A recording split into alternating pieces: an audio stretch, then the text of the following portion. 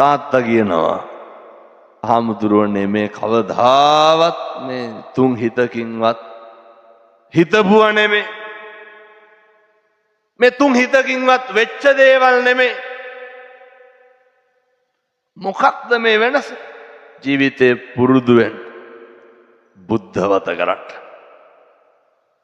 බුදුහාමුදුරුවන්ට හොඳට සත්කාර කරන්න හුරු වෙන්න.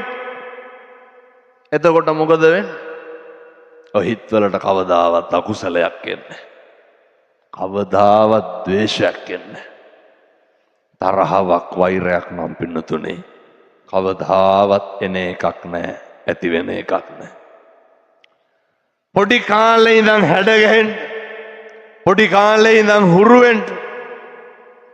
මදුරුවෙක්වත් මරන්න එපා. කිසි කෙනෙකුට මේ නියපිටකින්වත් හානියක් කරන්න එපා. මොකද අර මේ අපි මේ කරන හැම එකක්ම කාට හරි රිද්දුවා නම් ඒක අපිට මොකද වෙන්නේ? ඒක අනිවාර්යෙන් අපිට රිද්ද ගන්නවා. කාට හරි බැන්නා නම් ජීවිතේ බැනුම් අහන්න වෙනවා. වෛර කරන මිනිස්සු තමයි වෛරයට භාජනය වෙන්නේ. ඊර්ෂ්‍යාව තියෙන මිනිස්සු තමයි ඊර්ෂ්‍යාවට භාජනය වෙන්නේ. හරියට මේ ඊර්ෂ්‍යාව කැතකම කියන එක හාමුදුරනේ ගම්වල තියෙනවා. අර අස්සසුම හම්බෙනවද මේ පැතිවල? අර සමෘද්ධිය කියලා දෙන්නේ. මරණව කවදා හරි අස්සසුමින්ද බලන්නකො. ඇයි මේ පැතිවල ඉන්නවද අර පොඩ්ඩ බැරි වෙච්ච ගමන් 119 ගහන කවුරු හරි නැතුව ඇති.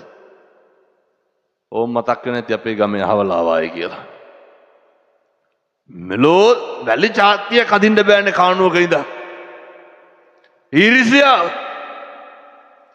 ළමෙක් විභාගයකින් පාස් වෙනවට කැමති නැහැ. පිට කට්ටිය නෙමෙයි කවුද? අයියාගේ අයියලා අක්කලා පවුලේ උදවිය. පිට මිනිස්සුන්ට මොකද්ද තියෙන රුදාව? අපේ ළමයි විභාගයෙන් පාස් වුණාට පවුලේ උන්ට තමයි ඒවා දරන්න බැරි. මුදිතාව තියෙන්න ඕනේ. මුදිතාව ප්‍රගුණ කරලා තියෙන්න ඕනේ. අනකට හරියනකොට සතුටු වෙන්න පුරුද්දක් තියෙන්න ඕනේ.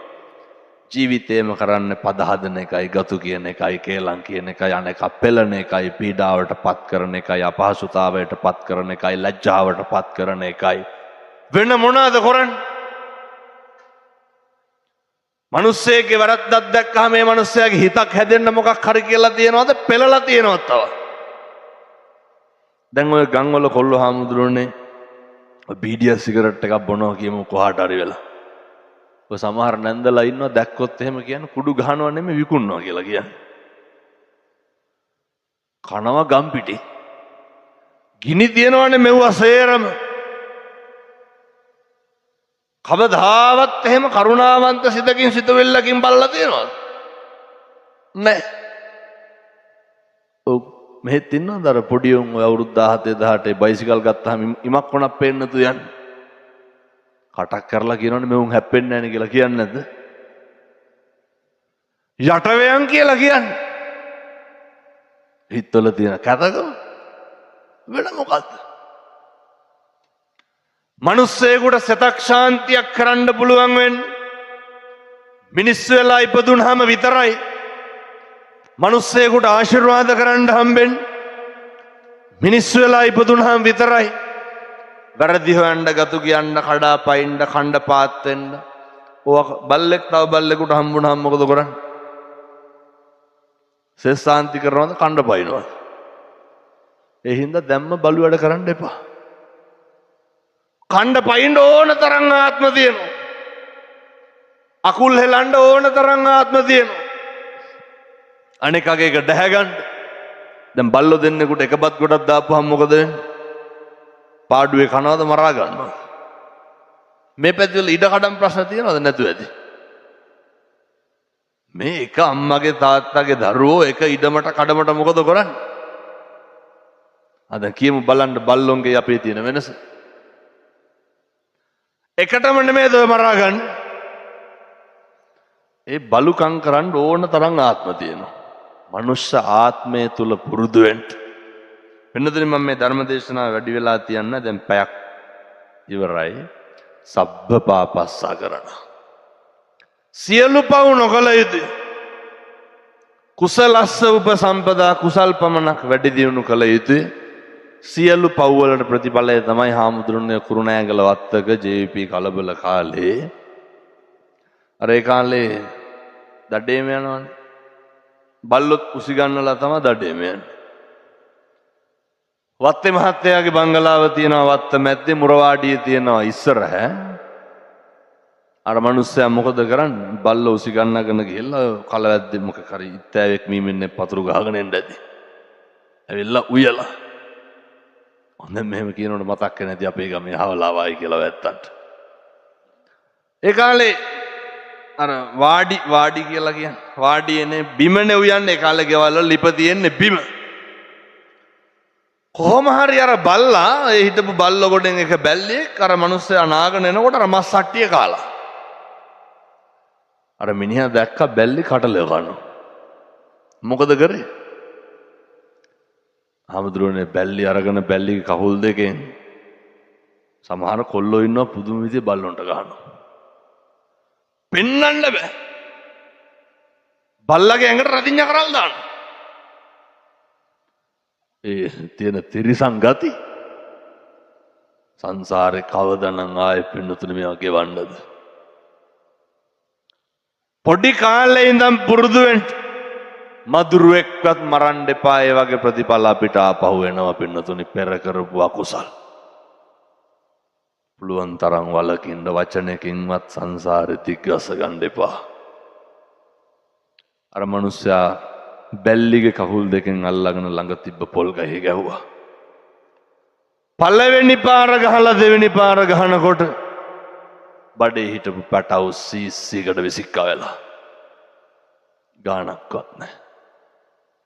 අර බලන්නකොනේ කර්මයේ තියෙන මහත. ඔය කියනව නේද නූලෙන් බේරුණා කියලා.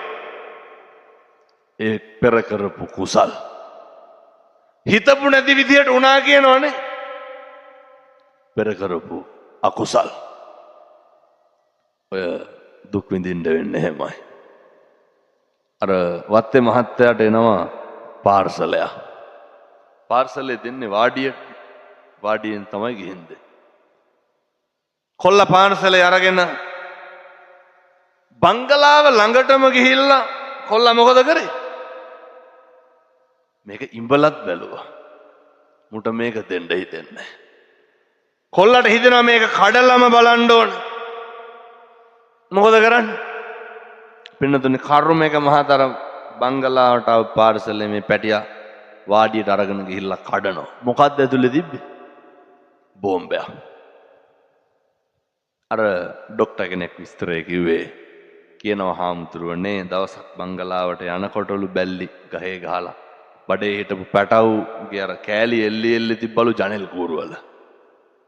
හාමුදුරුවනේ මේ කොල්ලගේ මොළ කෑලි තිබ්බලු බිත්තිවල. මේ හැම එකක්ම මදුරුවෙක්වත් මරන්න එපා කියන්නේ ඒකයි. අනෙක පීඩාවට ලක් කරන්න එපා. අනෙක අපහසුතාවයට පත් කරන්න එපා. වෛරය නැති කරන්න පුළුවන් එකම ආත්මේ මනුෂ්‍යාත්භාවය. ක්‍රෝධය නැති කරන්න පුළුවන් එකම ආත්භාවය මොකක්ද? මැරෙන්න කලින් තරහ නැති කරලා මැරෙන්න. මැරෙන්න කලින් වෛරය නැති කරලා මැරෙන්න. අවසාන කාරණය. ගෙවල් වල අම්මා තාත්තා එක්ක ඉන්න තියෙන වෙලාව එක එක්ක බොණ්ඩ යන්න දාගන්න එපා. මට ආයි මීට වඩා කියන්න තේරෙන භාෂාවක් නැහැ. දූ දරුවෝ එක්ක බත් කාලා බුදිය ගන්න තියෙන වෙලාව මට මේ හමුදා කඳවුරත් ළඟ තියෙන හින්දා මේක කියලාම දාන්න හිතෙනවා. ආයි ගිරිතලේ බණ වලට කියන එක්කුත් නැහැ. මේ මට කොහෙද හමුදා කඳවුරක දේශනාවකට ගියා. කොහොමත් මේ ආයතනයේ ප්‍රධානිය නිරන්තරයෙන් පවුල් වලින් පැමිණිලි එනවනේ. කියන හාමුදුරුවනේ මම කියපු විදිහටම කියන්න. මෙවුන් ගෙදරට පඩියවත් දෙන්නේ නැහැ. කවුද කියන්නේ? ඒ සීෝස කියන්නේ. හාමුදුරුවනේ බිරින්දෑවරු කතා කර කියන මොනවාද? ආවට ගෙදර ඉන්නේ නැහැ. ගොඩක් හමුදාවේ මහත්තුරු ගමට යනකොට අර හාවු වගේ ඉන්නවනේ ගම් වල බලාගෙන මොනා කරන්නද? අර හන්දියට යනවා බස් එකට එක්කන් එන්න. ඔච්චර තමයි වැඩකට කියලා කරන්නේ. අර දවස් 9 10 ඉන්නේ මිනිහත් එක්ක. සමහර ඔය සියෝසර්ලා කියලා තියෙනවා හාමුදුරුවනේ බිරිඳ බත් එක බෙදලා බලාගෙන ඉන්නවා රෑ කණ්ඩ ගෙදර එනකම්. කෙලලා පැලිලලු ගෙදර එන්න. අවසානයේ වැඩට යන්න අල්ලපු ගෙදර රුපියල් 1000 ඉල්ලා දෙන්නේ කවුද? බිරිඳ. අවුරුදු 16ක් හමුදාවේ. තව වෙනකන් උළුවස්සේ මුඩට බිත්ති බැඳලා නැහැ. ලෝන් ගත්තලු. මට මේක කැම්ප් එක ඇතුලේ වයි කියා ගන්න තිබ්බනම් තව ටිකක් හොඳට කියන්න තිබ්බා. මොකටද ලෝන් අරන් තියෙන්නේ? අර දෙනකමට ගත්ත මිසක්කම් ඌමනා කරපු දෙයක්වත් නැහැ අන්තිමේට. පඩිය 60 70ක් හම්බුණාට ළමයාට මස් කිලෝ එකක් ගේන්න වෙලාවක් නැහැ. ඇයි ලෝන් එකට කැපෙනවා? මේක තමයි කොතනත් කතන්දරේ. ජීවිතය පුරුදු වෙන. දරුවොත් එක නාන්න කණ්ඩ නිදා ගන්න තුරුල් කරගන්න තියෙන වෙලාව එකදු පිටස්තරයක් වෙනුවෙන් ගෙවන්න එපා. බිරිඳ එක්ක උයන්න කණ්ඩ කතා කරන්න ගෙදර ඉන්න තියෙන වෙලාව ඔය සමහරක් තරුණයෝ කියනවා මම ගියේ නැත්තම් එතන ඒක වෙන්නේ නෑලු. අපි ගියේ නැත්තම් උන්ට පෙවෙන්නේ නැද්ද? එහෙම එකක් නෑ. ඕකට කියන්නේ මෝඩකම කියලා. අපේම ප්‍රේයන් අමතක ගිහිල්ලා කොහෙවත් යන මිනිස්සු සතුටු කරන්න ගියපුවාම අන්තිමේට කවුද මොකක් හරි වුණාම අම්මයි තාත්තයි බිරිඳයි විතරයි පින්නතුනේ. වෙන කිසි කෙනෙක් නැහැ. ඔය නිකන් කකුලක් එහෙම කඩාගෙන බලන්නකො මං කියනකොට. කවුරුවත් ඉන්නවද? අම්මයි තාත්තයි බිරිඳයි විතරයි. තියෙන එකක් විකුණලා හරි අපිව නඩත්තු කරන්න එමින්. ඕක ඉතින් තේරෙන්නේ මොකක් හරි වුණාට පස්සේ හොඳේ. ඒ හින්දා කාලෙකින් හම්බෙච්ච මනුෂ්‍යාත් භාවය තුල හරි හොඳට ඉන්න. සත්පුරුෂෝ විදියට ඉන්න. කල්යාණ මිත්‍ර ඇසුරු කරන්න. එපා වෙච්ච අප්පිරිය වෙච්ච කෙනෙක් ඉන්නවනම් අයින් කරලා දාන්න පිදී යුත්තම් පුදන්න. හොඳ මිනිස්සු විතරක් ඇසුරු කරන්න. කවදාවත් ඇසුරු කරන්න එපා අනේක ගැන අපිට ඇවිල්ලා කේලම් කියන මිනිස්සු. කවදාවත් ඇසුරු කරන්න එපා අනේකගේ ඇද අපිත් එක්ක කියන මිනිස්සු. මතක තියාගන්න ඕන හොඳ. කවදාවත් ඇසුරු කරන්න එපා අනේකගේ වැරදි අපිත් එක්ක කියන මිනිස්සු. ඒ මිනිස්සු ඊළඟ තප්පරේ මොකද කරන්නේ? අපේ වසේරම අනිකට කියනවා. ඔය සමහර අම්මලා තාත්තලා කියනවනේ කියන්නේ නැද්ද ඔය තොපි හැදුවට වඩා හොඳයි නිකන් හිටියනම් කියලා. අපූර්වට කියනවා. මේ දරුවා හදප් මේ සමහර ළමයි කියනවා හාමුදුරුවනේ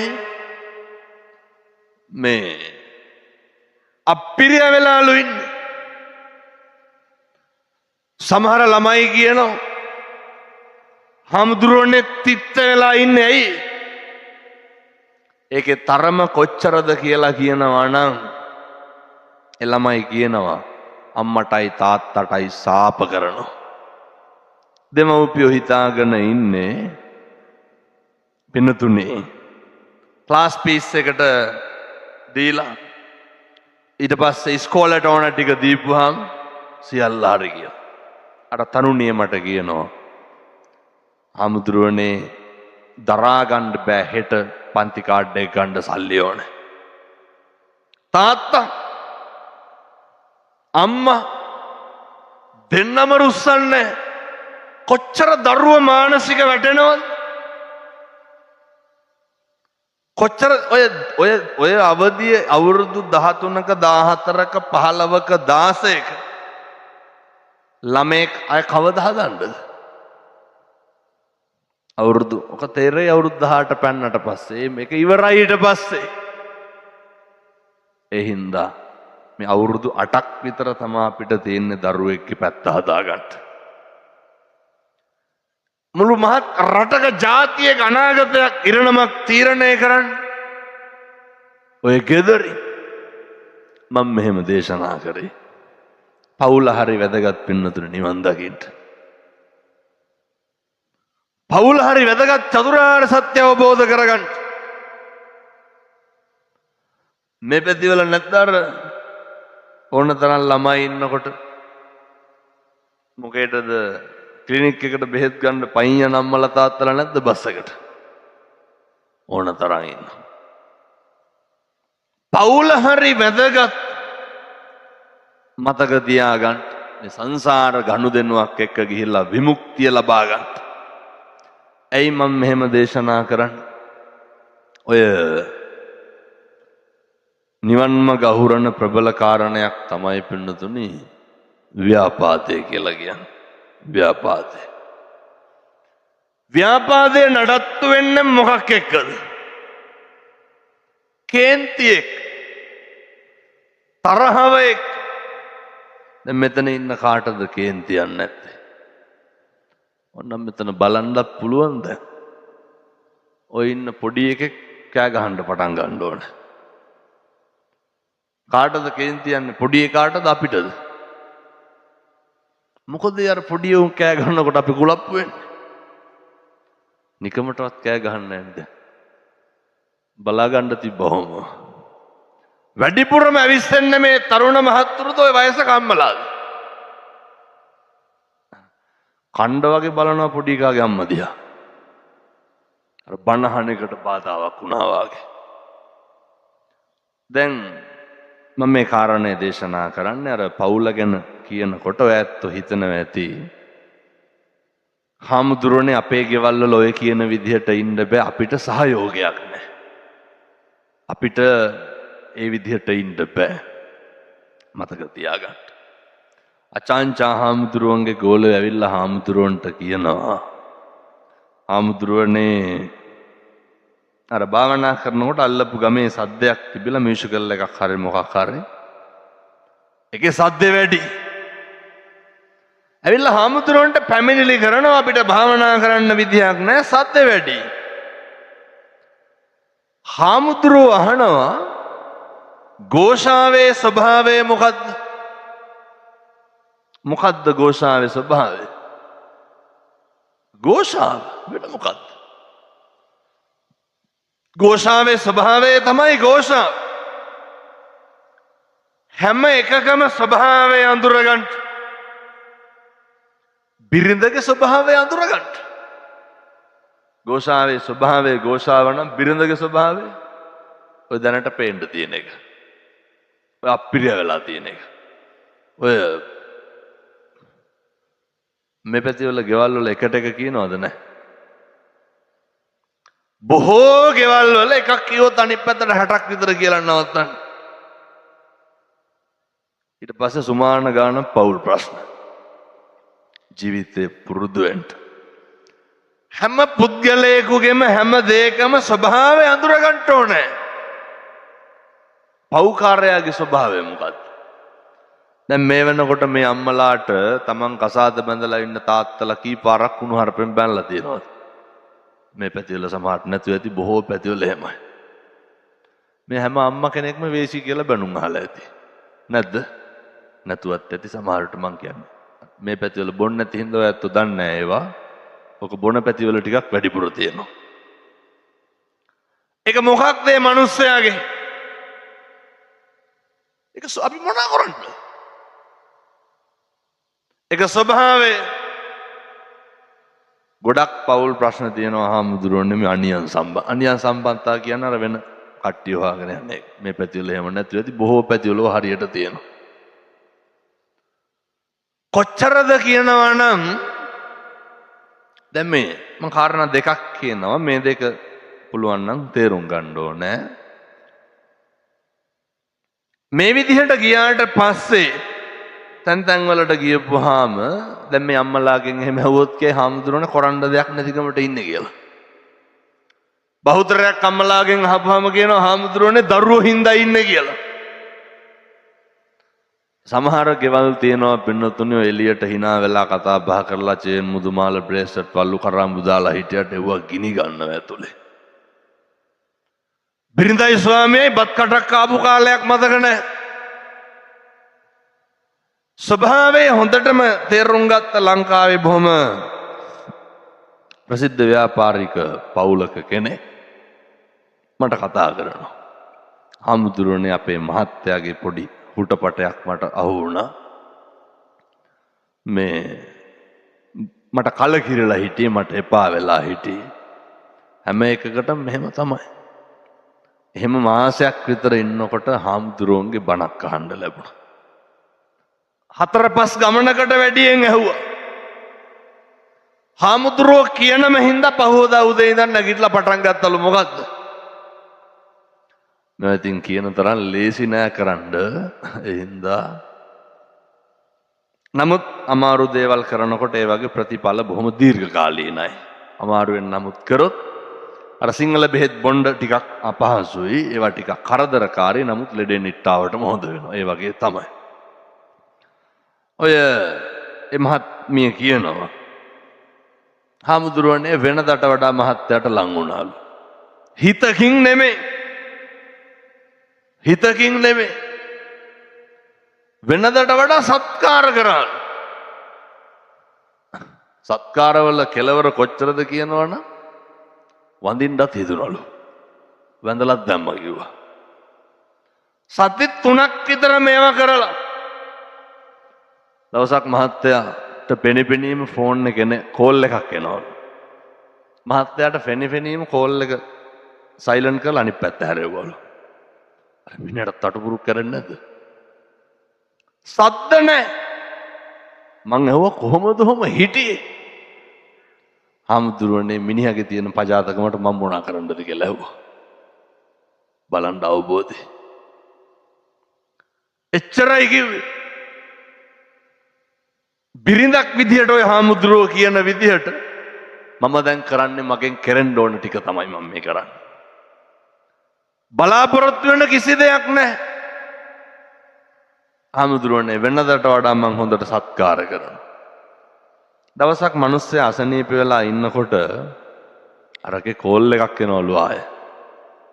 ෆෝන් එක ආන්සර් කරාලු. ආන්සර් කරලා කිව්වලු මම මේ වයිෆ් කතා කරන්නේ මහත්තයාට ටිකක් අසනීපයි පස්සේ කෝල් එකක් ගන්න කියලා.